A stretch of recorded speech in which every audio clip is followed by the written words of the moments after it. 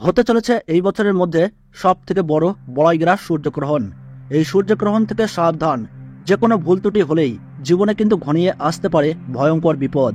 মহালয়া অমাবস্যা তিথিতে এই সূর্যগ্রহণ হতে চলেছে, যার ফলে বিশেষ করে গর্ভবতী মহিলা এবং শিশুদেরকে থাকতে হবে অত্যন্ত সচেতন। আর এই পাশাপাশি গ্রহণের সময় নিয়মকানুন কিন্তু মানতে হবে অত্যন্ত যত্ন সহকারে। এই গ্রহণ চলাকালীন সময়ে প্রায় প্রত্যেক রাশির জাতক জাতিকাদের জীবনেই পড়বে ভয়ঙ্কর প্রভাব। শাস্ত্র অনুযায়ী সূর্যগ্রহণকে অশুভ বলে মনে করা হয়, কারণ এই সময় সমস্ত অশুভ শক্তি জেগে ওঠে। এই সময় প্রায় প্রত্যেকটি শুভ কাজ করা থেকে বিরত থাকুন।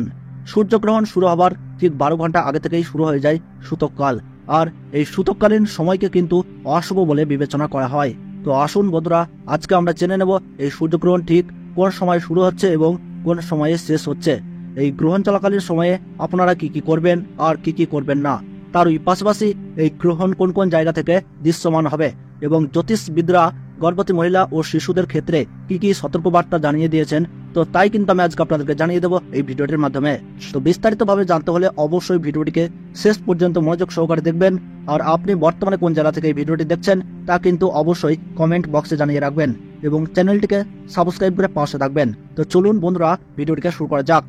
গ্রহদের প্রধান হিসাবে সূর্যকে মানা হয় এবং সারা জীবজগতের উপর সূর্যের প্রভাব থাকে অপরিসীম। এই সূর্যগ্রহণটি কিন্তু হবে বলয় গ্রাস। এই গ্রহণ চলাকালীন সময়ে বিশেষ করে গর্ভবতী মহিলা এবং শিশুরা আপনারা ঘরে থাকবার চেষ্টা করুন। তার ওই পাশাপাশি ভুলেও এই সময় ছুরি, কাঁচি, বটি বা অন্য কোনো ধরনের ধারালো জিনিস থেকে দূরে থাকবেন।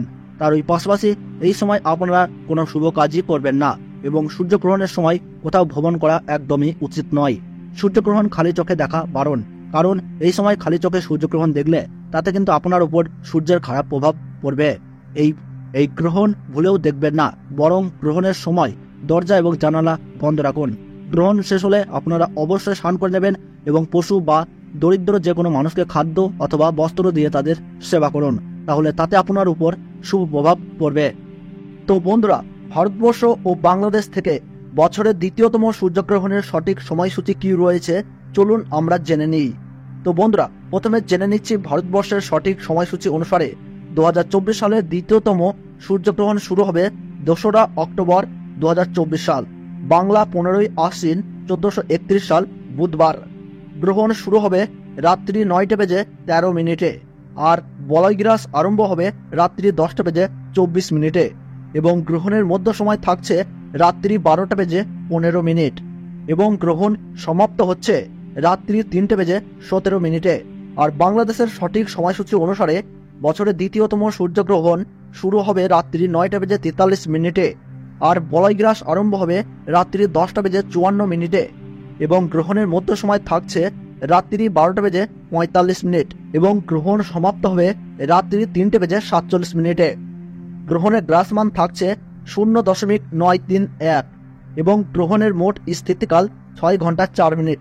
এই গ্রহণ দেখা যাবে দক্ষিণ আমেরিকা, প্রশান্ত মহাসাগর, আটলান্টিক মহাসাগর, Arctic, Chile, Peru, Honolulu, Antarctica, Argentina, Uruguay, Fiji, Brazil, Mexico থেকে।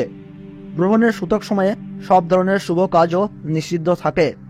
সূর্যগ্রহণ শুরু হওয়ার ঠিক 12 ঘন্টা আগে থেকেই শুরু হয়ে যায় সূতক কাল।